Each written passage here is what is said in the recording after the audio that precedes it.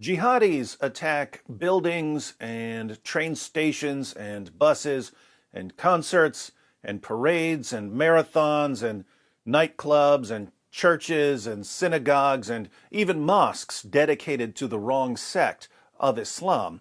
And after every attack, there's a brief bit of shock from people around the world. Oh my goodness, how could that man or those three men kill so many people with no identifiable motive whatsoever while screaming Allahu Akbar? Typically, the jihadis are killed during the attacks or shortly thereafter, and the world breathes a collective sigh of relief. Wow, as tragic as that attack was, at least it's over, and the jihadis are gone. Since there's such a tiny minority of extremists, they must all be gone by now. Then, several years later, usually pretty quietly, the accomplices go to trial. That's when anyone who's actually paying attention realizes, wait a minute, you mean the terrorist who died had 10 or 20 people from his community helping him? You mean that when this guy decided to slaughter a bunch of people and he went to his aunts and uncles and cousins and told them what he was planning, they didn't tell him to stop? They didn't turn him in? They helped him? The BBC reports. A Paris court has found 14 people guilty of involvement in a series of deadly militant Islamist attacks. The January 2015 attacks on Charlie Hebdo magazine, a policewoman, and a Jewish supermarket left 17 people dead.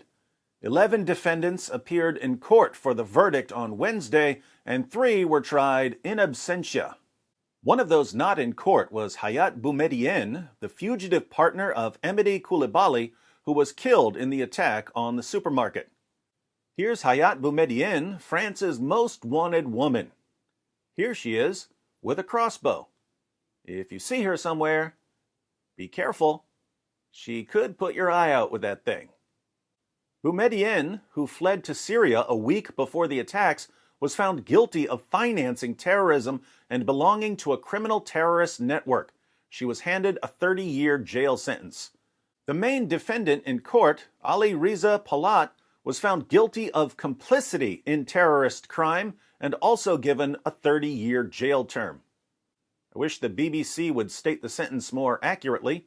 Palat was sentenced to 30 years of prison dawa.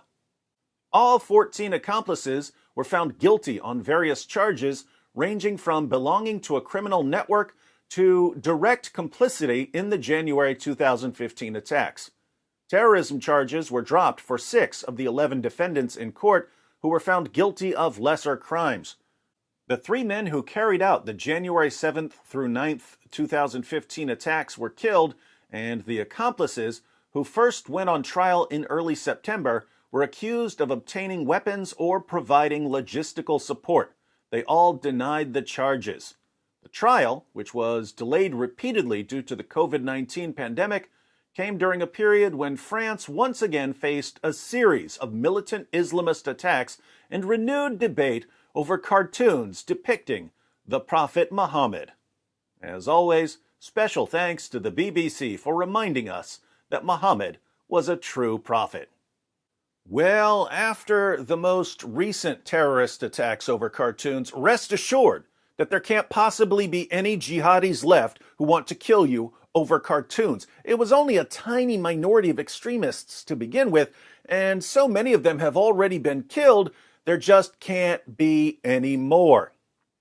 It's a good thing, too, because if these attacks had had something to do with the religion of the jihadis, then we'd have to deal with these attacks over and over and over again. What a nightmare that would have been.